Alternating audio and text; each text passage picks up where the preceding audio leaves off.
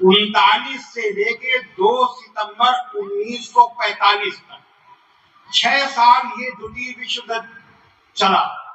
6 سال میں 5 سے لے کے 7 کروڑ لوگ مارے گئے. 5 سے لے کے 7 کروڑ لوگ مارے گئے. لیکن حضرت محمد صلی اللہ علیہ وسلم نے سن 622 سے لے کر سن 632 تک 10 سالوں میں جتنی بھی لڑائیاں لڑی ان میں کیول 259 مسلمان شہید ہوئے اور 259 مسلمان شہید ہوئے اور 759 غیر مسلم مارے گئے. پھر سے سنیے کہ 10 سالوں میں 259 مسلمان شہید ہوئے اور 759 دشمن مارے گئے. یعنی کل کتنے لوگ؟ 1018 لوگ یا تو شہید ہوئے یا مارے گئے 10 سالوں میں. اور 6 سال میں دوسری وشو یدھ میں 5 سے 7 کروڑ لوگ مارے گئے. یہی سدھ کرتا ہے کہ حضرت محمد صلی اللہ علیہ وسلم نے جتنے بھی یدھ کیے وہ شانتی کی استھاپنا کے لیے کیے, مانوتا کے کلیان کے لیے کیے, کسی کو نشٹ کرنے کے لیے نہیں کیے. حضرت محمد صلی اللہ علیہ وسلم نے اپنے دشمنوں کو, ادھیکانش دشمنوں کو تلوار سے نہیں جیتا بلکہ اپنے بہت ہی اچھے آچرن سے جیتا. تلوار سے نہیں جیتا, بہت اچھے آچرن سے جیتا ادھیکانش دشمنوں کو. لوگ سوچتے ہیں تلوار سے نہیں جیتا, اپنے عمل سے جیتا. تو یہ ابھی ہم دیا بتا رہے تھے, تو دیا میں ہم نے بتایا. اب حدیث قرآن سے بتایا, اب حدیث سے بتائیں گے.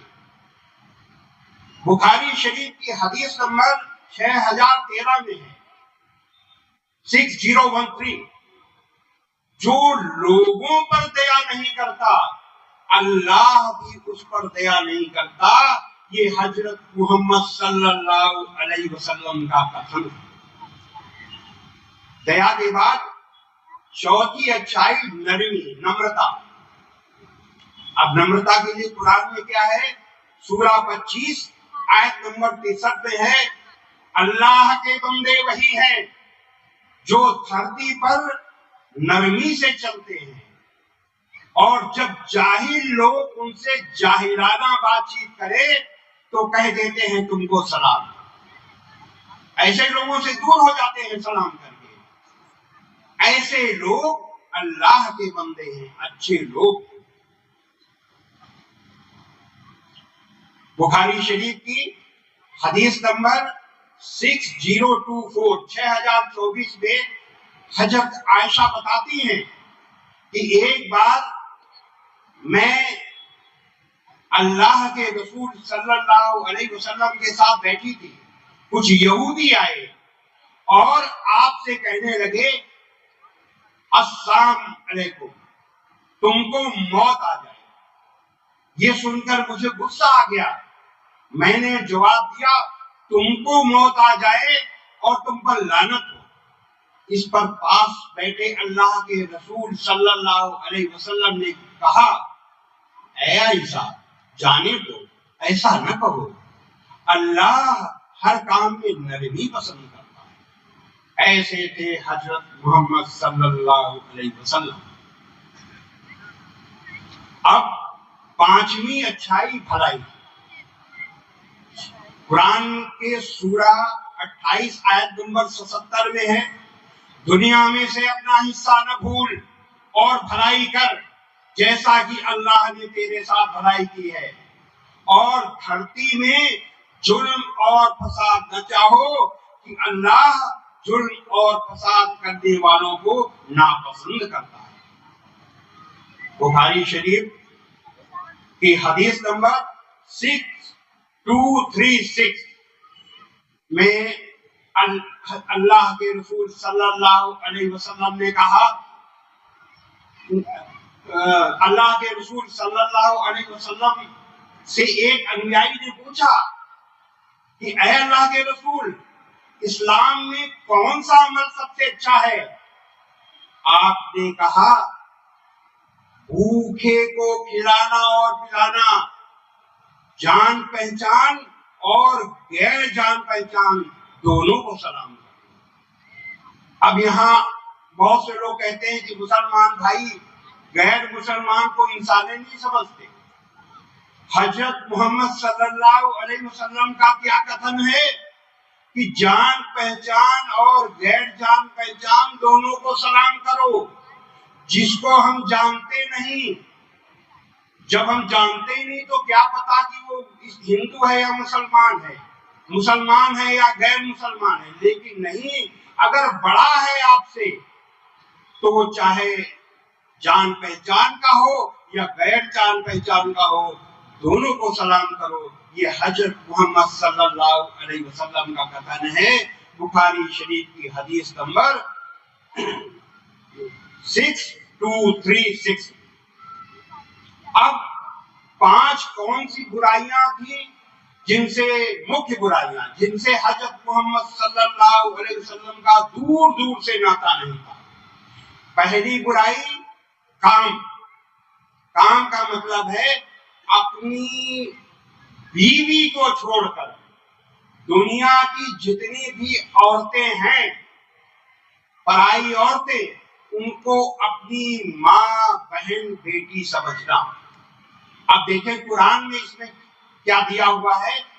قرآن کی سورہ 24 آیت نمبر 30 میں ہے، اے نبی، مومن مردوں سے کہہ دو کہ وہ پرائی عورتوں کو دیکھ کر اپنی نگاہیں نیچی کر لیا کریں اور اپنی شرمگاہوں کی حفاظت کریں، یعنی مریادہ دیں۔ دنیا کے لوگ کیا چاہتے ہیں کہ عورت ہم کو دیکھے اور نگاہیں نیچی کر لے، لیکن اسلام کیا کہتا ہے کہ اگر مرد، اسلام حکم دیتا ہے، آدیش دیتا ہے کہ اگر مرد پرائی عورت کو دیکھے تو اپنی نگاہیں نیچی کر لے، اور عورت اگر پرائے مرد کو دیکھے تو اپنی نگاہیں نیچی کر لے۔ دونوں کے لیے برابر آدیش ہے، کیول عورت کے لیے نہیں۔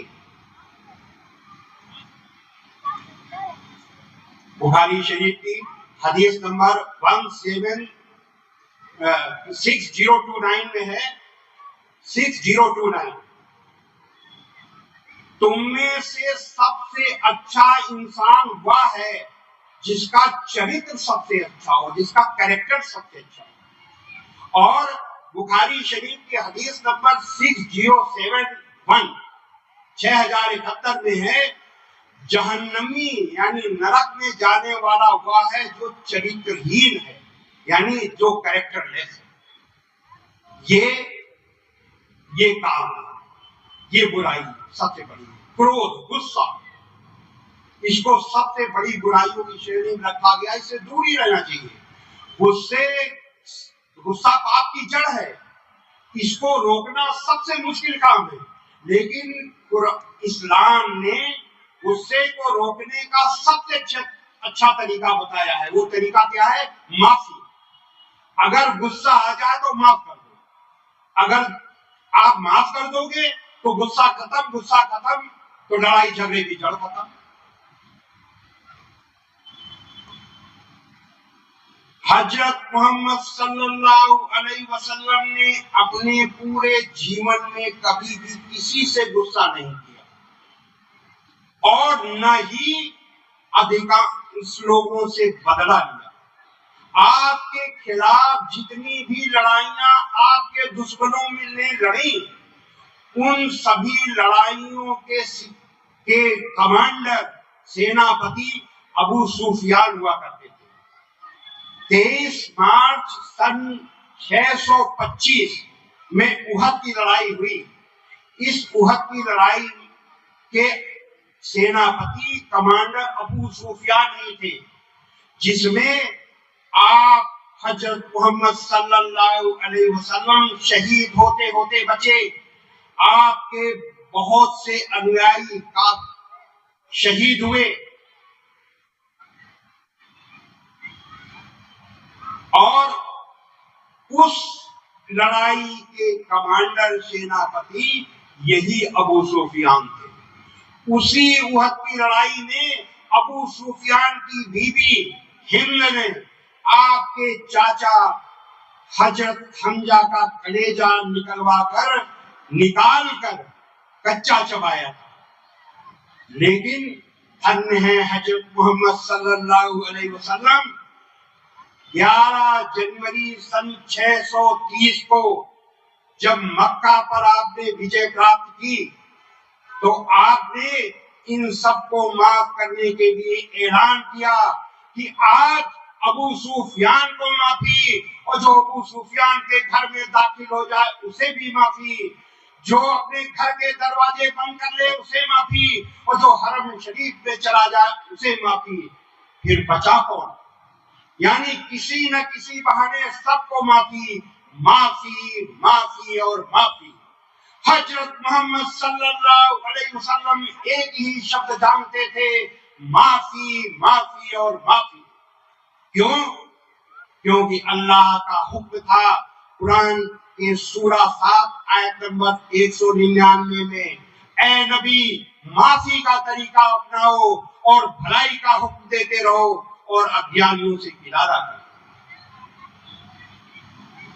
حضرت محمد صلی اللہ علیہ وسلم کو جب غصہ آتا تھا تو آپ کوئی بھی غصہ دلاتا تھا تو آپ کہتے کیا تھے؟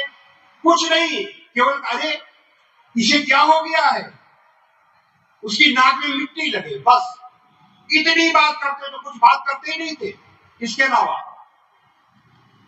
ایسے تھے حضرت محمد صلی اللہ علیہ وسلم۔ تو دوسری برائی ہم نے بتایا کرو،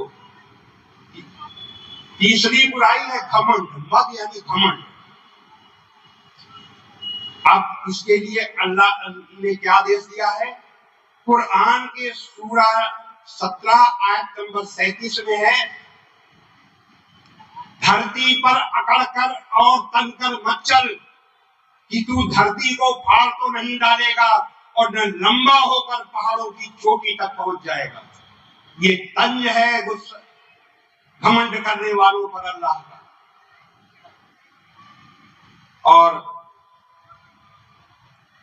بخاری شریف کی حدیث نمبر 6071 میں ہے، 6071 میں، جہنمی ہوا ہے جو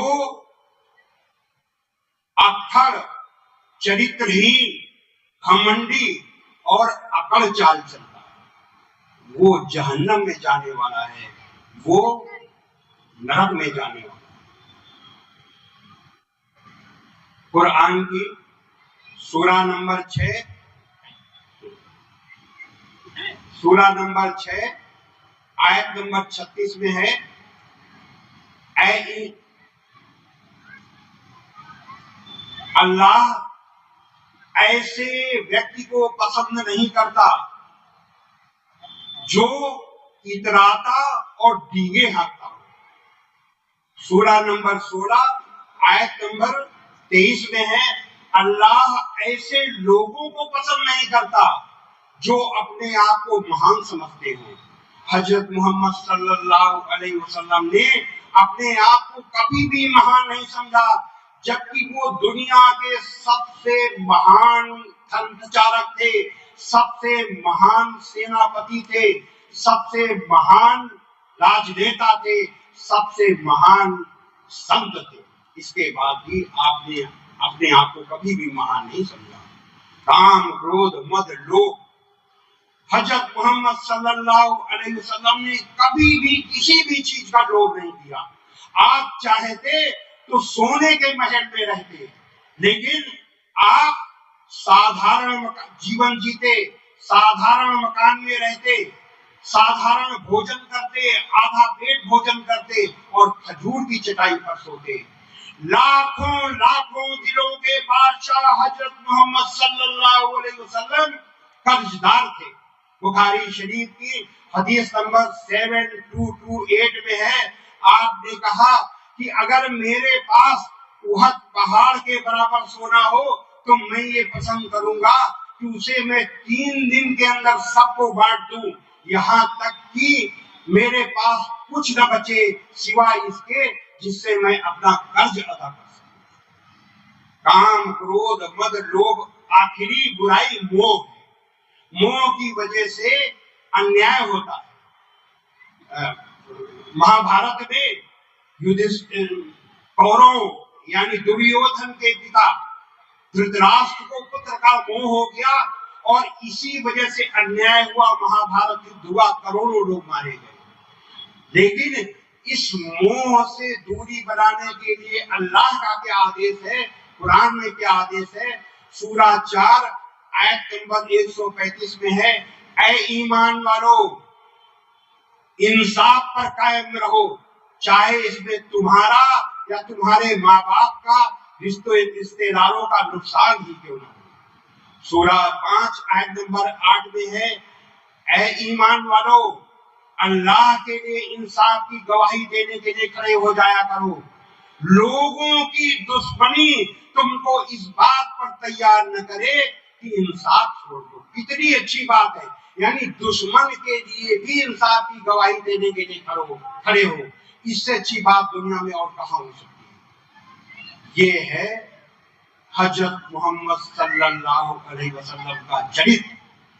तो अंत में मैं ये कहूंगा कि लोगों को समझना चाहिए, खास तौर से मुसलमानों को समझना चाहिए कि हजरत मोहम्मद सल्लल्लाहु अलैहि वसल्लम के आदेशों के अमल को देख करके हर मुसलमान का कर्तव्य बनता है, फर्ज बनता है कि वो अपने अच्छे से अच्छे अमल से अपने को, मुसलमानों को और अल्लाह के दीन इस्लाम को अच्छा सिद्ध करे।